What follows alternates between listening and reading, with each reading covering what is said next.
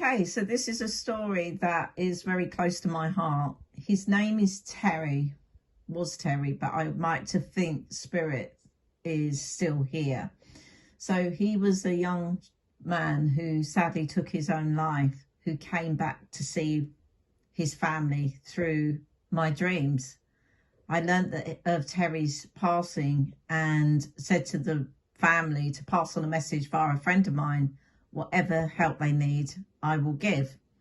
And so I went to sleep that night and I saw Terry. I thought it was a vision. Well, I thought I was actually seeing what I was seeing. I went to the back garden. I got out of bed, went to the back garden because I was woken up by a light out in the garden. Opened the door and there was a fire and there was a skip.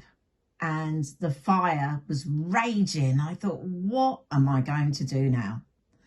And there around the fire was a man with a jacket, a flat cap, dark brown trousers, who I'd seen a week before in the chip shop. Yes. Anyway, so out of the middle of this vision that I was seeing, because honestly at the time I thought I was actually seeing it, Terry walked out from the bottom of the garden and started crying and said, tell mum that I'm okay, tell dad that I'm fine and I love them, and tell them that I'm sorry. And then I looked to my right and I saw a lady looking at me and she said, I'm Terry's grandmother, I'm looking after him. I didn't realise at the time that it was, by the way. I was just described the lady to the family, to Terry's family, and that was his grandmother.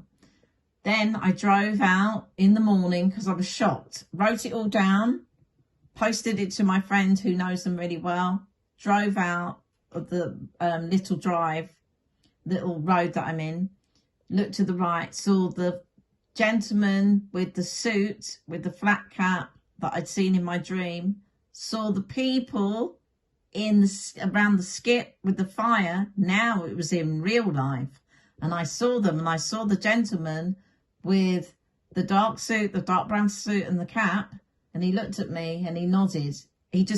Everybody was facing the skip with the fire, and something made him turn round because I'd nearly crashed the car by then. I hit the curb and he looked and he nodded. That gentleman was Terry's grandfather. So you see how spirit work?